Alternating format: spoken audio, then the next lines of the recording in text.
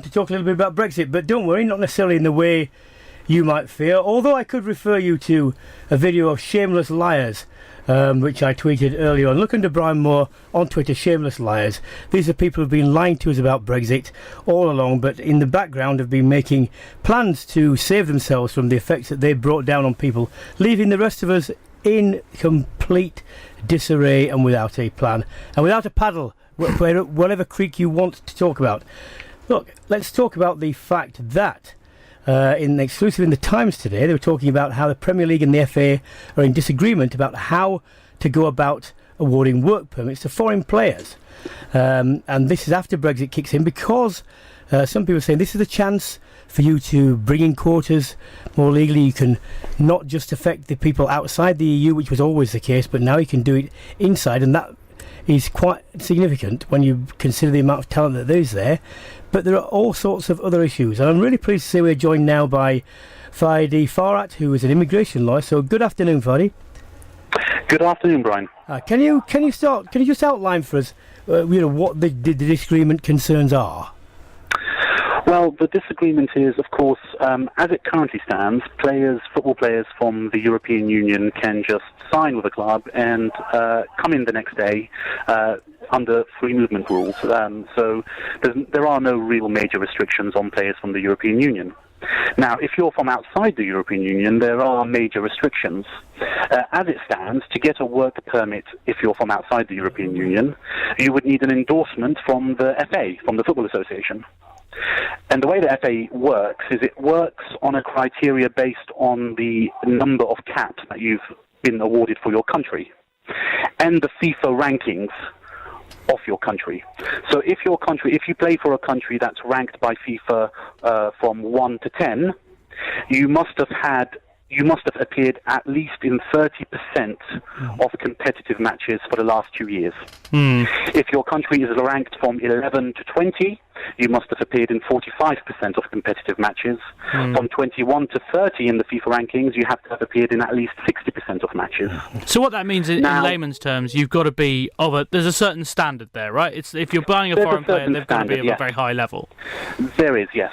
But the real problem that the Premier League has, so the FA wants this to continue. So when we leave the European Union, it wants this to apply across the board to players from the EU, because of course we're no longer in the EU. So that's what the FA wants, and the FA hopes that would reduce the amount of players from the European Union, and it hopes that by doing so, that would give way to homegrown players, that there'll be a better chance for homegrown players to make it through the ranks, to make it through the academy ranks, because it would be difficult to then bring players from the European Union in.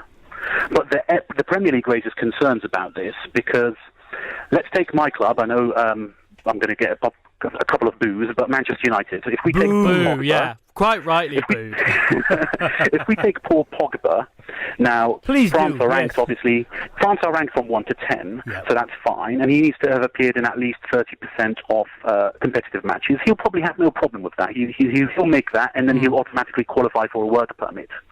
But let's take someone else. Let's take Anthony Martial. Now, he was a 19-year-old. He came in as a teenager. He hadn't actually made an appearance for France, and he certainly wouldn't have made 30% of appearances for France in the 2 years before he signed Man United. So a player like Paul Pogba would not have made it. He would not have been with Man United if these rules were to continue. But forget Anthony Martial. David De Gea, who's now regarded as one of the best goalkeepers in the world. At the time he joined Man United, he hadn't even been capped for Spain, and he simply wouldn't have made it. But even a most recent example is Arsenal's Lacazette. Arsenal broke their transfer record for him, and at the point he signed for Arsenal, he had not appeared for France for 30% of competitive matches over the last 2 years. Can I ask you, as an immigration lawyer, what do you think about the principle of quotas in football? The principle of what? Sorry, Brian? Of quotas. Yes. So the main concern is I see the case for having homegrown talent emerge, because I think they have been blocked out particularly under current free movement rules. But I do share the Premier League's concerns that certain talent would not be able to sign. From a club's perspective, you want to be able to sign the best talent out there. But that is the point, though, isn't it? That's the real point. They're concerned that if they have they don't have basically the number of English players that would make them competitive in Europe, because if some of these players are not brought here because of the quotas and they're sent to the top clubs in the other four big leagues, yes, then they just simply won't be able to compete. Yes, that's right, and that could have repercussions on English clubs in the Champions League. Currently, English clubs have 4 places in the Champions League. That could have a repercussion on that, and there's a wide belief that it would simply affect the competitiveness of Premier League. There's also just occurred to me. There's also the commercial aspect, isn't there? Because if you have fewer stars, so to speak, established stars, it might be better for an England international point of view to bring younger players and get them playing earlier, but they're not made to be stars until they get on the world stage, are they? Whereas people who come here and they're talking about the Premier League being a global product, which it is, you suddenly get 30% fewer big named players actually playing there, and maybe you don't get 3 billion, 4 billion, 5 billion from the broadcasters anymore. Exactly, from TV rights, from merchandising, from sponsorship. Yeah. I mean, if the current rules were in place and we leave the EU, someone like Thierry Henry, who joined Arsenal in the late 90s, he wouldn't have been able to join Arsenal. And can we imagine the Premier League without someone like Thierry Henry? So that's a concern, but it needs to be balanced against the fact that more homegrown talent needs to emerge and, needs to be given the chance. In recent years, you've had, let's say, players like Josh McEachran, who made it through Chelsea's academy, but he's never really had a chance to shine in the Chelsea first team. Yeah.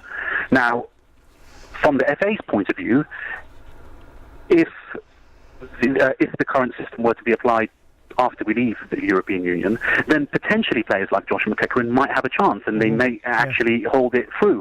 And the argument is players like Frank Lampard. Yes, that was in a different time, but would the Frank Lampard of today perhaps make it in the Chelsea setup now with the current influx of players from the European Union?